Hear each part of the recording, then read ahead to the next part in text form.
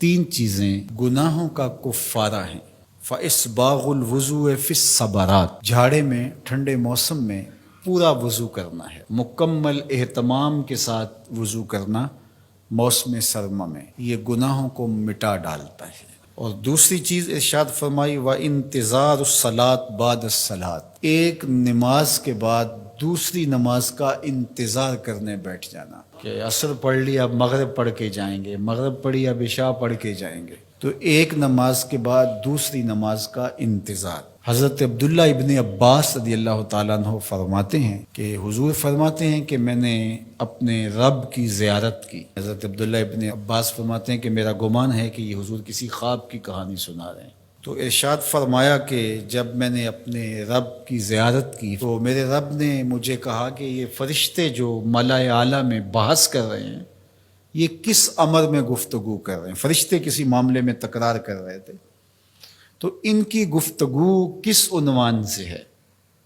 تو میں نے کہا کہ مالک تو بہتر جانتا ہے، مجھے معلوم نہیں ہے۔ تو اللہ نے اپنا دست قدرت میرے دو کندھوں کے درمیان رکھا اور اس کی ٹھنڈک میں نے سینے میں محسوس کی۔ فَتَجَلَّ لِي كُلُّ شَيْءٍ وَعَرَفْتُ، ہر شے میرے سامنے روشن ہو گئی اور میں نے ہر شے کو دیکھ بھی لیا اور پہچان بھی لیا۔ تو پھر میرے رب نے کہا کہ اب بتاؤ، تو ظاہر ہے اس کا دست قدرت میرے دو کندھوں کے درمیان آیا اور ہر شے میرے سامنے آ گئی۔ تو میں نے عرض کی یا اللہ، یہ کفارات اور درجات کے بارے میں آپس میں بحث کر رہے ہیں، اور وہ کفارات کیا ہے؟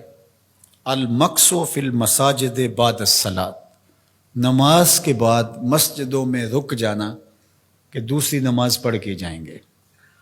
اس پر فرشتے ملائے اعلیٰ میں، عالم بالا میں بیٹھ کے گفتگو کر رہے ہیں۔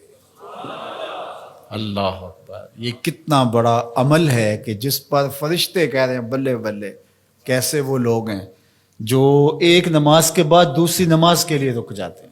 اور ایک حدیث پاک میں آتا ہے صحیح بخاری میں، 7 اشخاص ایسے ہیں قیامت کے دن کڑکتی دھوپ میں جب کوئی سایہ نہیں ہوگا، اللہ انہیں اپنے عرش کا ٹھنڈا سایہ عطا فرمائے۔ ان میں سے ایک وہ آدمی جس کا دل مسجدوں کے ساتھ جڑا ہوا ہے، مسجد کی حاضری اسے بہت پسند ہے۔ دوسرا والمشی علی الاقدام الی الجماعات، جماعات کے لیے فرض نمازوں کے لیے مسجد کی طرف چل کے پیدل جانا، ہر قدم کے بدلے میں درجے بلند ہوتے اور گناہ معاف ہوتے ہیں۔ اللہ اکبر۔ یہ طلب کی گئی کہ دعا کیجئے کہ میرا گھر مسجد سے نیڑے ہو، تو کہا نہیں، تم جتنے قدم چل کے آتے ہو اتنے تمہارے گناہ معاف ہوتے، اتنا ہی تمہیں ثواب ہوتا ہے۔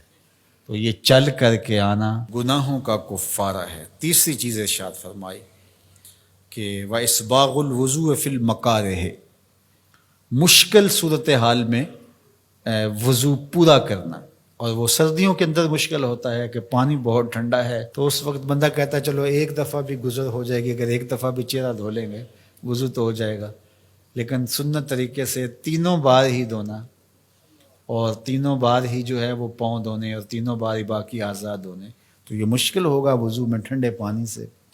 تو بہرحال مشکل میں وضو جو بندہ کرتا ہے تو اللہ کے لیے کر رہا ہوتا ہے۔ اللہ اکبر۔